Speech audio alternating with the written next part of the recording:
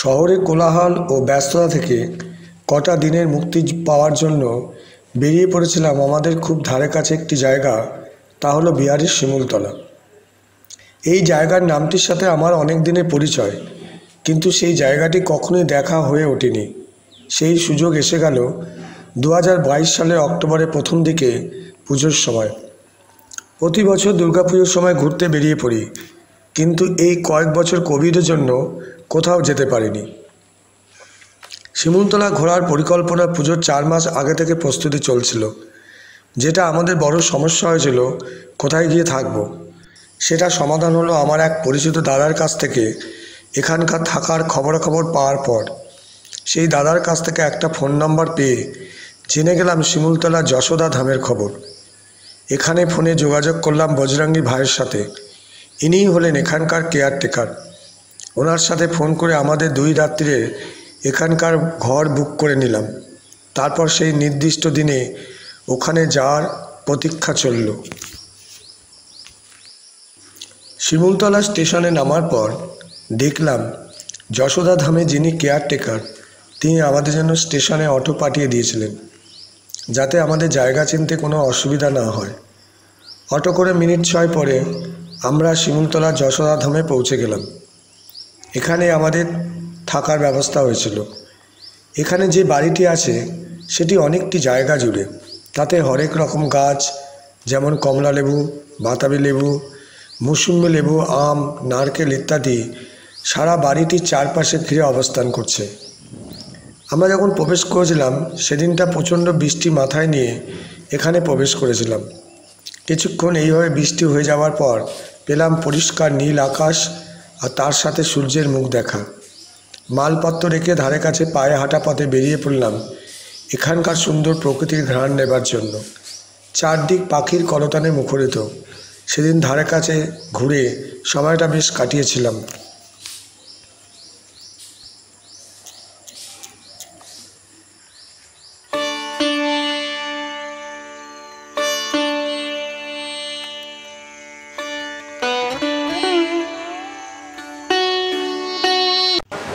পরের দিন কেয়ারটেকারকে বলে একটা অটো ঠিক করে নিলাম শিমুলতলা ধারে কাছে যেগুলি দেখার আছে সেগুলি দেখার জন্য।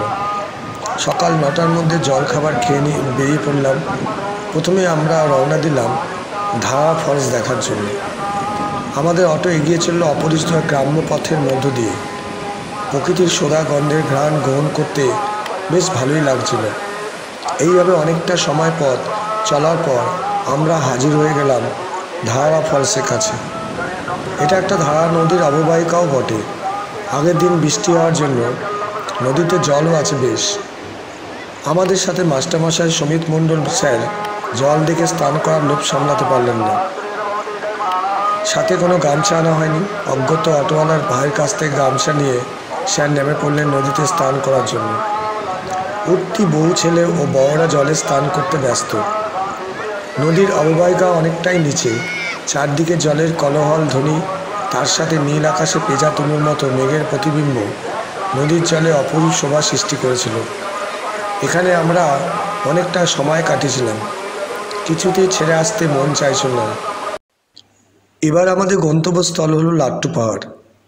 শিমুলতলা আসলে লাট্টু পাহাড় ও রাজবাড়ি দেখব না, সেটা কখনোই হতে পারে না। কিছু সময় পরে আমাদের অটো লাট্টু পাহাড়ের পাদদেশে এসে দাঁড়ালো। এখান থেকে সিঁড়ি দিয়ে পথ করা আছে। উপরে উঠে দেখা মিলবে এক মন্দিরের। এখানকার যারা মানুষজন আছেন তারা এই মন্দিরে পুজো দেন। এখানে উঠে শিমুলতলাকে খুব সুন্দরভাবে দেখা যায়। এখান থেকে সূর্যোদয় ও সূর্যাস্ত খুব সুন্দরভাবে উপভোগ করা যায়। এখান থেকে দেখা যায় দূরের ভগ্ন দশা রাজবাড়ি। অভিমানী রাজবাড়ি আজও পুরনো ইতিহাসের সাক্ষ্য বহন করে চলেছে। এই রাজপ্রাসাদ ঘিরে হয়তো কোনো ইতিহাস আছে, সেটা আমাদের ভালো করে জানা নেই, কিন্তু আমার কেবলই মনে হয়েছিল কোনো রূপকথার রাজপ্রাসাদ দর্শন করছি। শুনেছি ঢাকার কোনো রানীমা এই স্বাদের রাজপ্রাসাদটি নির্মাণ করেছিলেন। আজও অযত্নে এই রাজপ্রাসাদ পড়ে রয়েছে। কতদিন সে তার সাক্ষ্য বহন করবে সেটা আমাদের জানা নেই। এবার এই লাট্টু পাহাড়ের জায়গা বিদায় জানিয়ে লাল মাটির পথ ধরে আমাদের অটো এগিয়ে চলল সেই পুরনো রাজবাড়ির দিকে। এখানে এসে রাজবাড়ির ভগ্ন দশা দেখে খুব খারাপ লাগছিল। এখানে অনেক বাংলা সিনেমার শুটিং হয়েছে।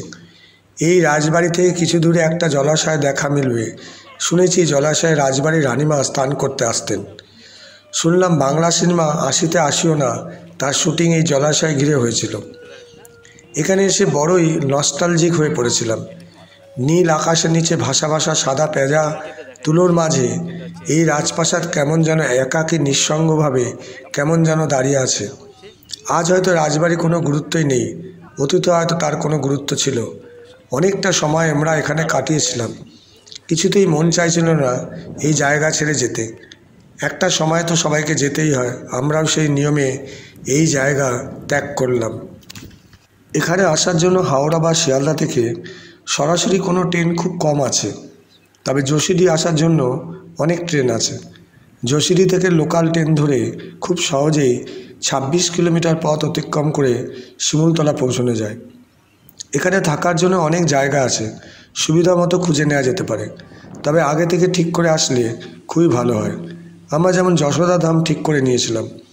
এখানে যোগাযোগ করার জন্য বজরঙ্গী ভাইকে একবার ফোন করে নিলেই হবে।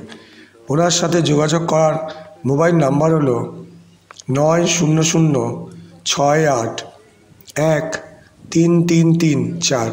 আবার বলছি ৯০০৬৮১৩৩৩৪।